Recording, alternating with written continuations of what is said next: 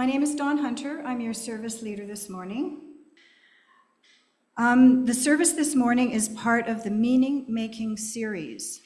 Westwood is a part of a group of 16 Canadian Unitarian Universalist congregations who are sharing resources to create an 8-part series on meeting this moment with love and justice.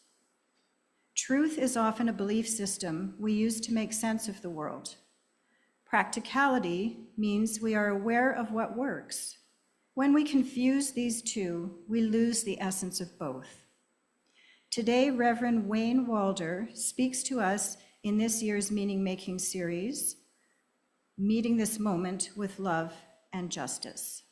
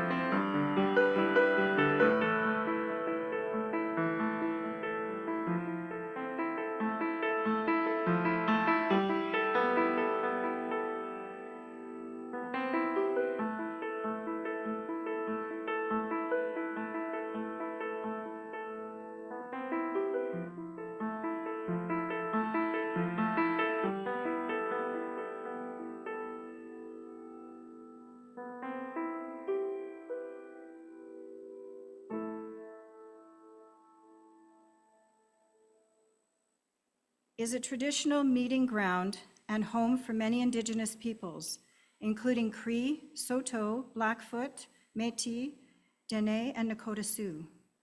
We're grateful for the traditional knowledge keepers and elders who are with us today, those who have gone before us, and the youth who inspire us.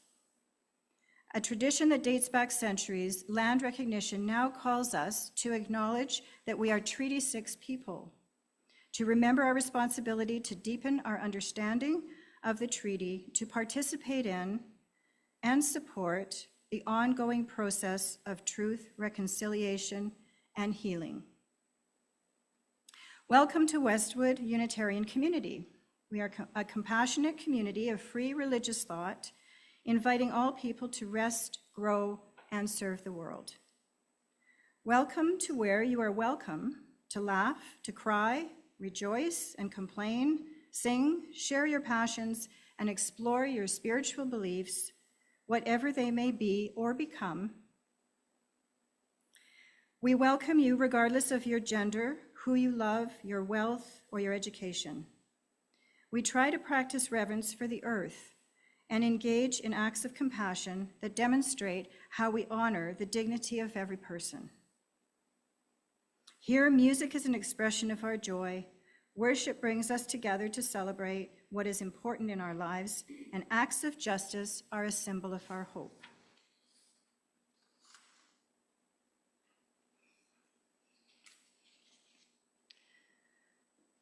We forgive ourselves and each other. We begin again in love. For each time that our fears have made us rigid and inaccessible, for each time we have struck out in anger without just cause, for each time that our greed blinded us to the needs of others, for the selfishness that sets us apart and alone, for falling short of the admonitions of the Spirit, for losing sight of our unity, for those and for so many acts, both evident and subtle, which have fueled the illusion of separateness.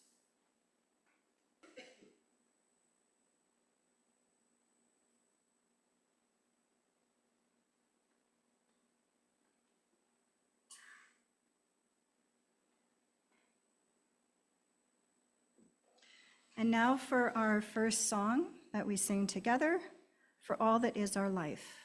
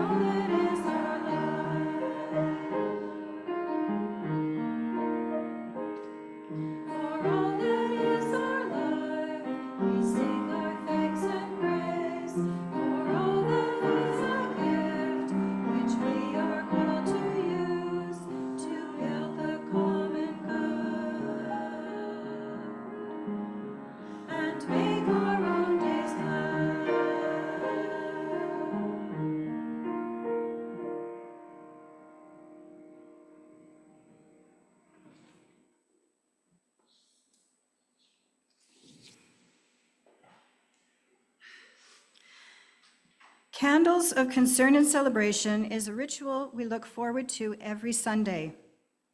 Lighting a candle represents bringing awareness to the present moment, turning the darkness into light.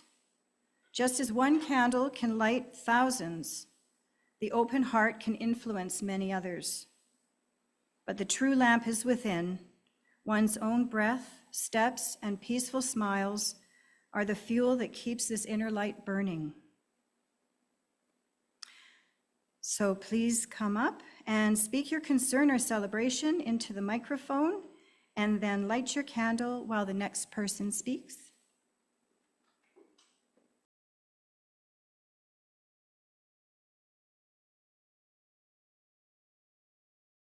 And I would also like to light one final candle for those who have celebrations or concerns that they need to keep safe and comfortable in their hearts.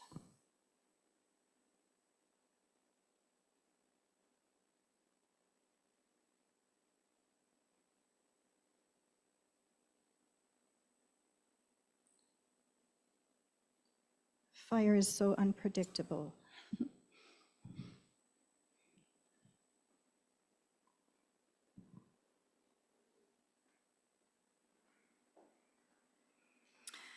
Each week, during our Sunday service, we take a few minutes to acknowledge the gifts of talent, time, and treasure we both bring to and receive from this compassionate community. Today, we enjoy the musical talent of Steve Bell, always looking forward to having Steve play for us, as well as the gifts of time and service from those who plan and lead, coordinate our tech systems, and clean up after our services.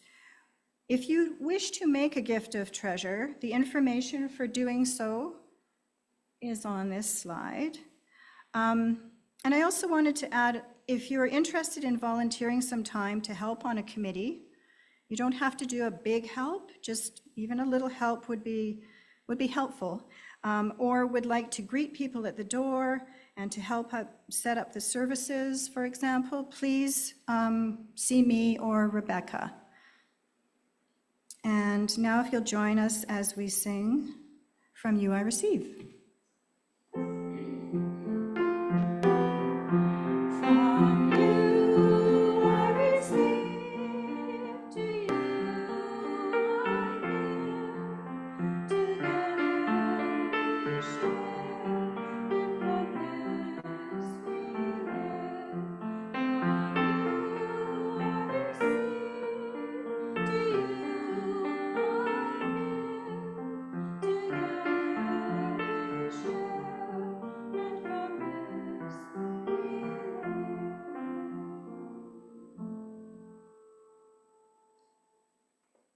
And we have another song to sing together. The song is titled, What Wondrous Love This Is.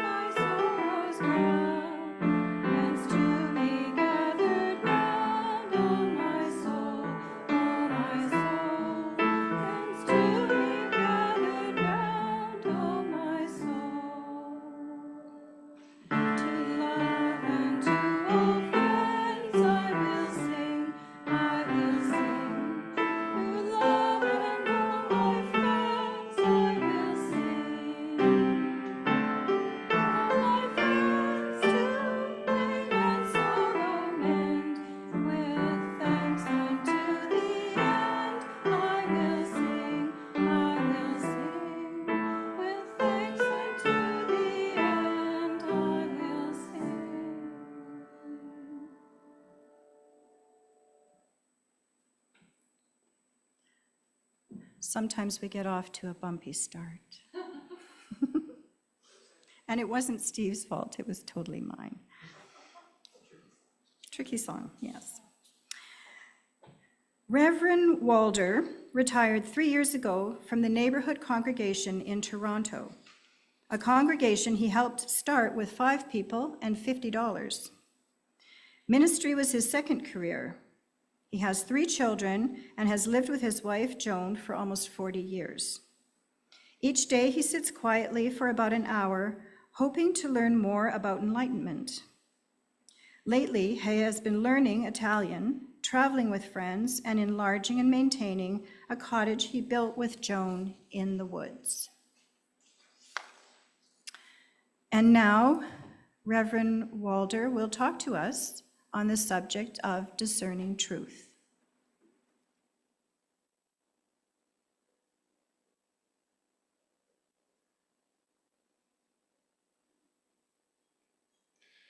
Good afternoon, everyone, and thank you very much for inviting me into your communities today.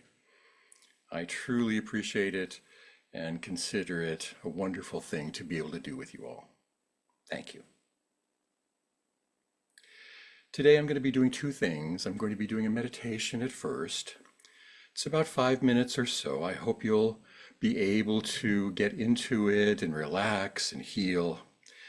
And then there'll be a sermon around 16 minutes or so after that.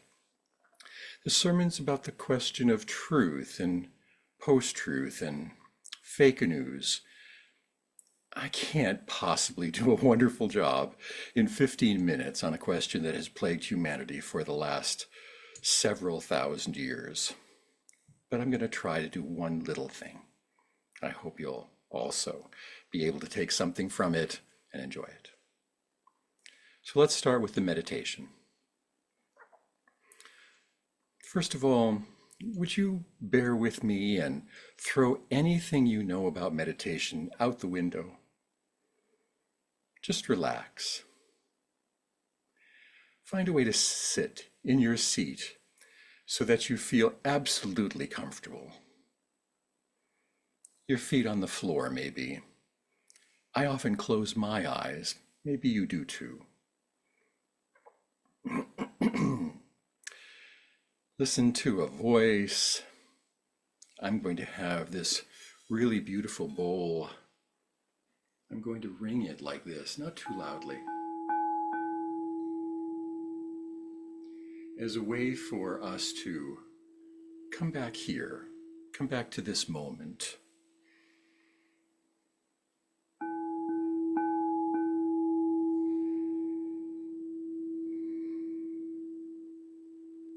So relax.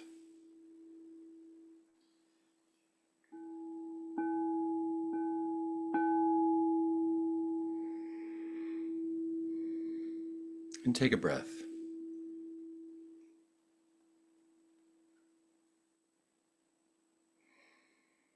And another.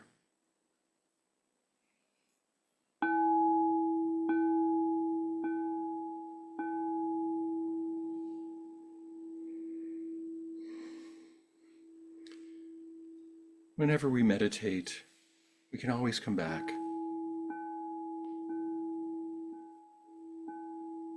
to our body, to our breath.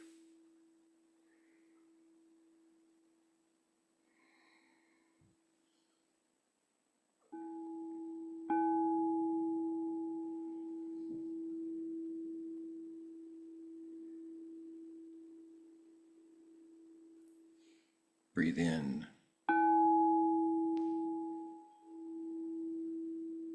And out.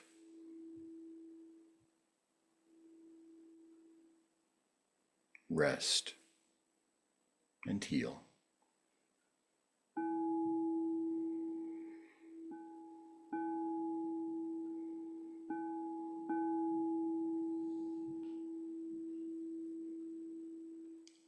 Now, if you begin planning the day,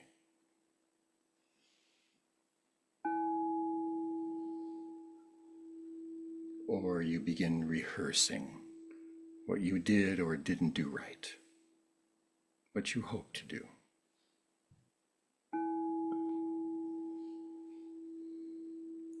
or if you judge or worry.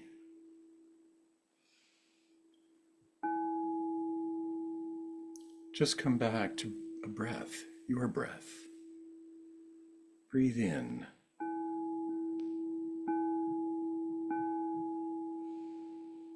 And out.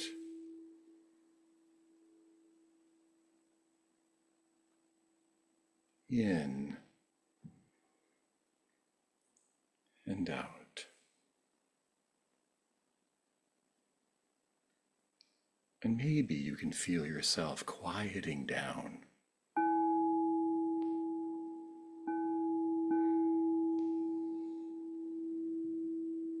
From that headlong rush into the next moment.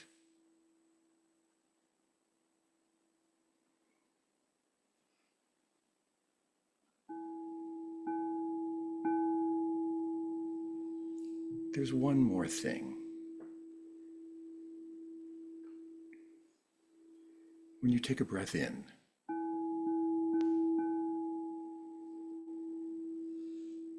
and then let it go again.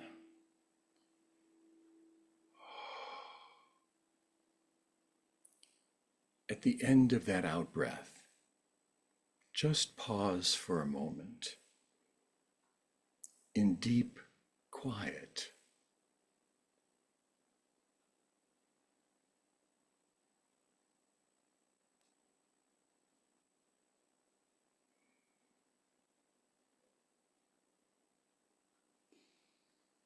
Try it again.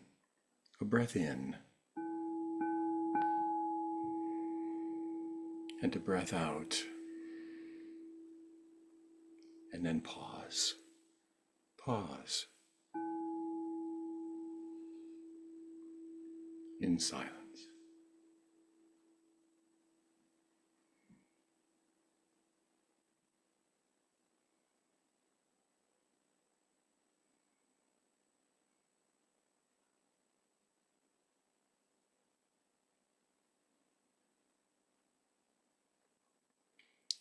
And then it's over.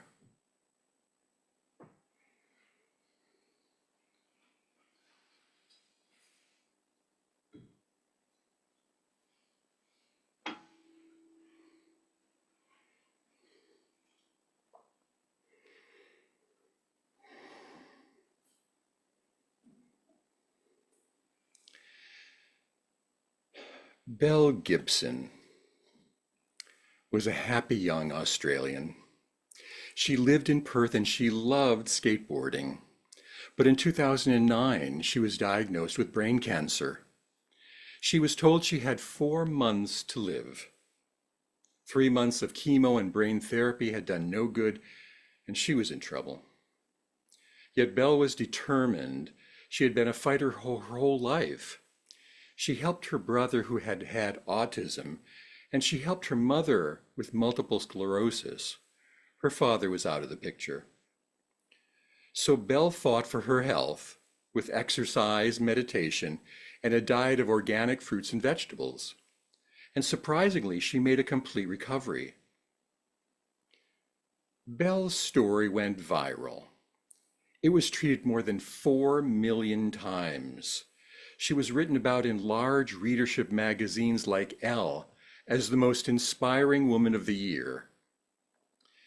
She demonstrated the benefits of shunning traditional medicine and using a combination of pluckiness, meditation, exercise, and nutrition to heal herself. In 2013, Belle launched a nutrition app called The Whole Pantry, championing nutrition as medicine. It was downloaded 200,000 times in 1 month. But Belle's story was a lie. Belle never had cancer. People like you and I, perhaps, consumed and shared her story without ever checking its accuracy or even its feasibility. People accepted her truth and were disappointed when they learned the truth.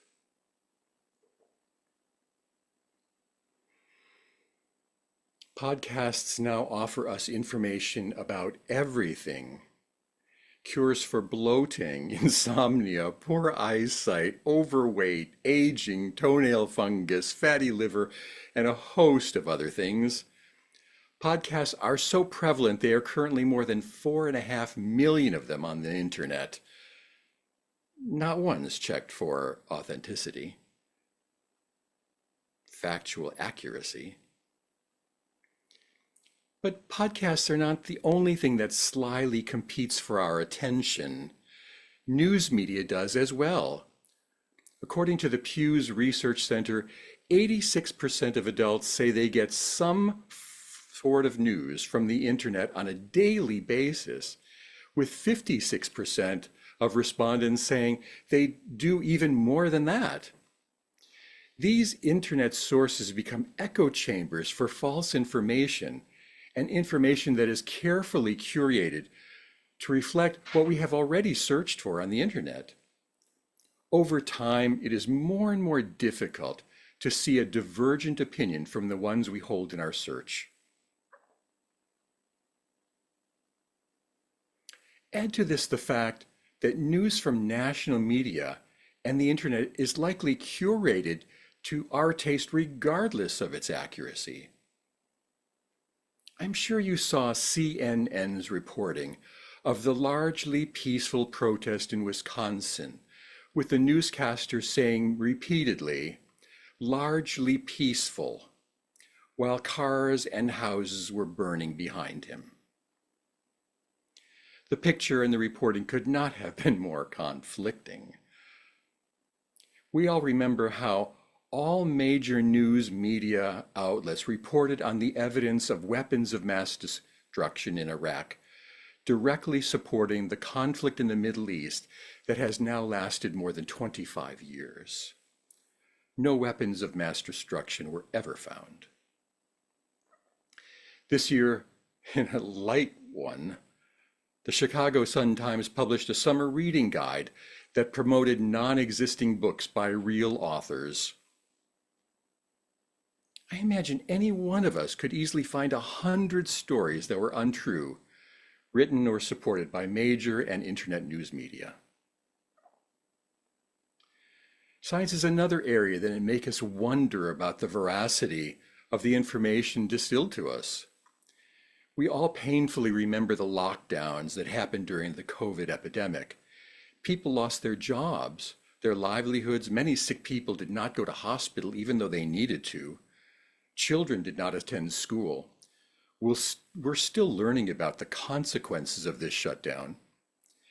Experts told us that this was the only way to stop the virus. We know now that there were other less invasive and less dramatic ways to slow and stop the virus. News media and the internet banned any divergent opinion at the time, claiming it was false news while perpetrating a censorship that was its own false news. Experts designed Fukushima on an earthquake fault line.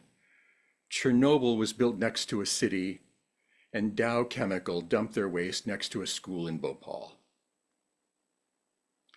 Even Harvard researchers have been found to have faked studies more than 100 times.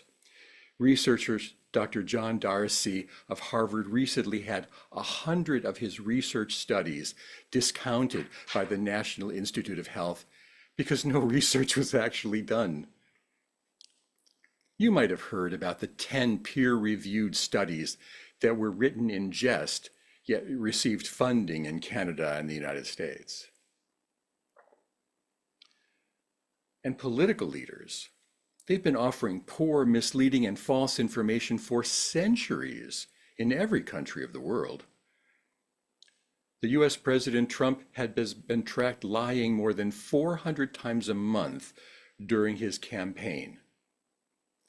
And we can find leaders like Vladimir Putin, Idi Amin, Manuel Noriega, Kim Jong-un, Pol Pot, Stalin, Mao Zedong, and I could mention many more who have lied, exiled, and executed tens of millions of people. Even our former Canadian Prime Minister Justin Trudeau was condemned by Justice Mosley and the federal court for breaking the highest law in the land when he invoked the Emergency Act. He directly violated Canada's most essential rights to freedom, thought, belief, and opinion. These are all examples of post-truth. But you could say they are all an assault on truth. And it's been happening a long time. Because we all occasionally lie. We all exaggerate. We all quietly withhold information when it can benefit us. We break confidences to make us look better. Speaking about myself, of course. But in the last 50 years, the amount of information has become so large through our use of the internet that it's almost impossible for us to verify what is and what is not true. It's almost impossible for us to get both sides of the real scientific, the real political, or the real social story. Post-truth presents a problem for us. Not knowing what is true causes us to doubt the experts and institutions we have always relied on for science and development and medicine and community. It makes us look askew at politicians of every stripe. It makes us suspicious of the very institutions we have relied on for our health, for growth, and for development. If we don't trust universities and the research they present, what will replace the information they offer? If we believe everything we hear could be false, where do we find the information needed to guide our lives? Where do we turn to for truth? And while suspicions about powerful people and the institutions they represent is often reasonable, we need to be careful lest we destroy these essential people and institutions that have contributed to our development. It would be like throwing out the baby with the bathwater. This leaves us with a challenging question, and one I believe that demands our strictest attention.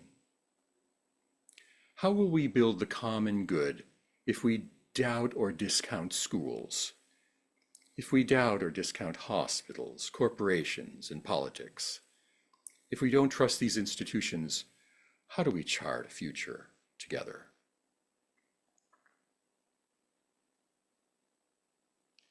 I believe that there are two simple things we can do to begin to reclaim truth. The first is, I hope we will use the internet and the immense information it offers, because there are thousands of kind and caring and helpful people on the internet offering to show us how to do everything from changing the filter in our refrigerator to showing us how to better craft a paragraph. I watched a lovely video of an infinitely patient technician who helped me troubleshoot how to fix an instant gas water heater. It took me a while, but with his help, I fixed it and no money ever changed hands. We can use the internet for finding lost information, tracking our family history, learning how to play and consume better music, understanding art, laughing, getting directions about our own town and about our own understandings. We can learn how to make great food, listen to inspiring music and talks and thoughtful lectures, and find out how to fix almost anything. From the point of view of practicality, the internet is a miracle. We can even check how others have evaluated these kind offers being made to help us. These offers of help on the internet can be verified by how they work and feedback we can read. The test for this kind of truth is does it work? Practicality is a truth we can know, use, and love. Practicality is a truth we can know because it works. Truth that expresses and can demonstrate its effectiveness is the easiest form of truth to understand. We can use and enjoy this kind of truth not only on the internet, but when we work with a school, at a doctor's office, in libraries, in grocery stores, and with friends. We recognize it when a politician tells us he or she will fix the road, and they actually get the job done. It's called the pragmatic theory of truth, and it was developed by philosopher William James in the 20th century. Practicality is a wonderful lens for finding truth. It was Buddha's lens, and it simply is, what works is truth. This is the first way to reclaim truth, and the internet is a great place to work with it. I respectfully suggest we use the information in the internet for the practicality it offers. And this is a truth we can use every day. Now, the second part of how to handle truth is a little bit more subtle. Protagoras developed this theory 2,500 years ago in Greece. He did it at about the same time Buddha was alive. He said, man is the measure of truth. He argued the obvious, that what is true for one person might not be true for another. If you feel warm and I feel cold, we're both right. Protagoras stated that there is no external universal truth to live by. When you and I hear someone say, that resonates with me, they're saying there is no objective standard, and they have their own truth. You can see this as Jews and Palestinians have very different ideas about what is ethical in their conflict. All conflicts in war have two sides. Humanity is only the measure of ethics, of morality, of fairness. Humanity ends up being the arbiter of truth. There is a problem, though, that we have kind of changed Protagoras' idea, though. And that is, we often interpret it as one man or one woman is the measure of truth. It resonates with me, is what we think Protagoras meant. But what he said was that all people, all men and women, are the measure of truth. All people. He meant that our collective understanding was where we could find truth. For example, in a family we choose what is true. We decide when to celebrate special events. We decide how to handle conflict. We define how we share.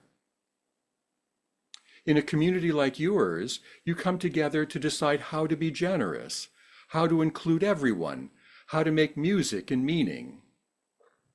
In a city, we come together to figure out how to keep the roads open, how to fund the hospitals, how to build schools.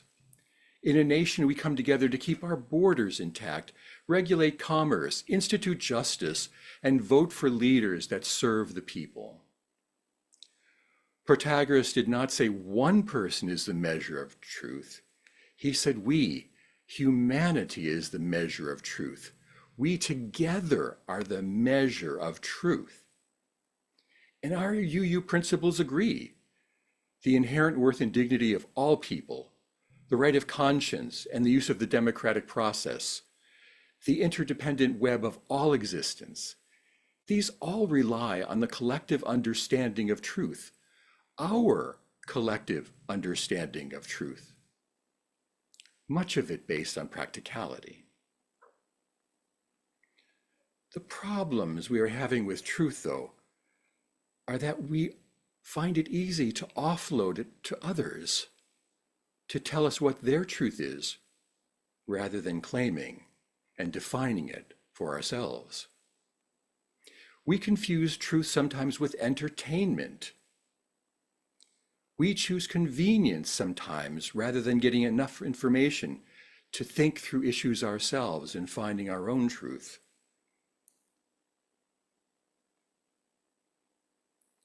When truth is entertainment or convenience, we have a problem.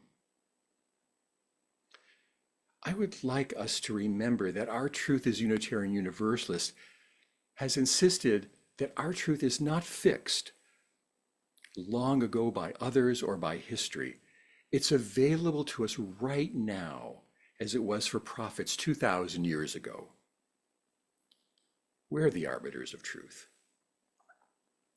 Fact-checking can only occur after we take on the idea that we are the arbiters of truth together. This is what creates democracy. Our truth, together. This is what builds the common good, our truth. And it's not a passive action. We have to think about it. Being outraged, retweeting an article or a speaker that made you mad has nothing to do with truth. It only reflects our reactivity. I respectfully ask you, don't do it anymore. Fact-checking is not going to solve this problem. Before we get good conservatives, fact-checkers, to check conservatives, and good liberal fact-checkers to check liberals, we have to discern that truth is what works and what builds the common good. We have to own that truth is our responsibility together. It's how democracy is built and how it is sustained. And it's not easy to do this. No. But it's necessary if we wish to grow and sustain a good life. Like I said, fact-checking happens after we own the truth. Belle Gibson wanted us to believe her truth, but her truth was greed. And greed for power, fame, and money is one of the most seductive destroyers of truth we can ever imagine.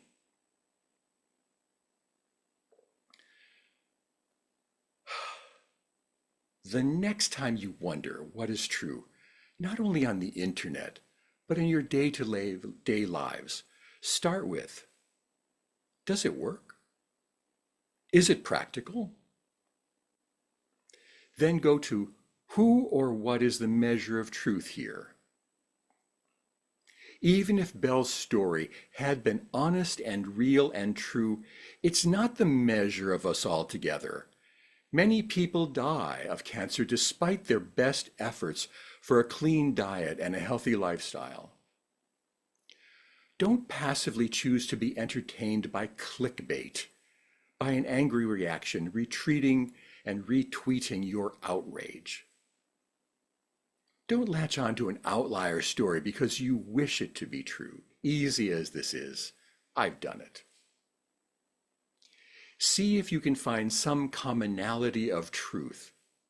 It's out there, even if it takes a little time. It won't always work, these ways of seeing truth, and we'll make mistakes. But this is the only way to take back truth from confusion and manipulation and the loudest voice. Don't despair. There are many good people around us. Truth is and always has been ours to collectively own.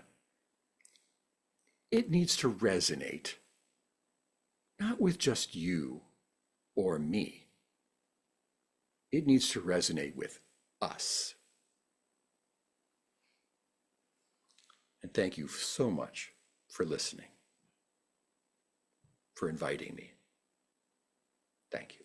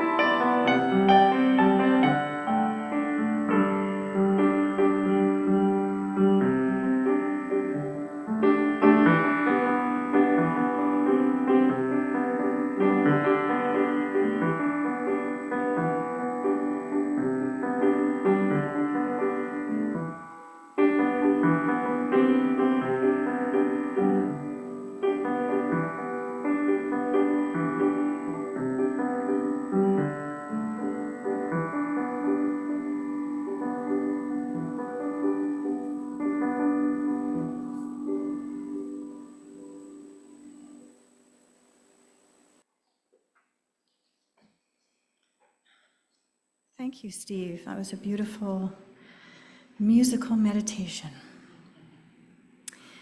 We have one closing song before our closing words and chalice extinguishing. The song is number 134, Our World is One World. One of my favorites.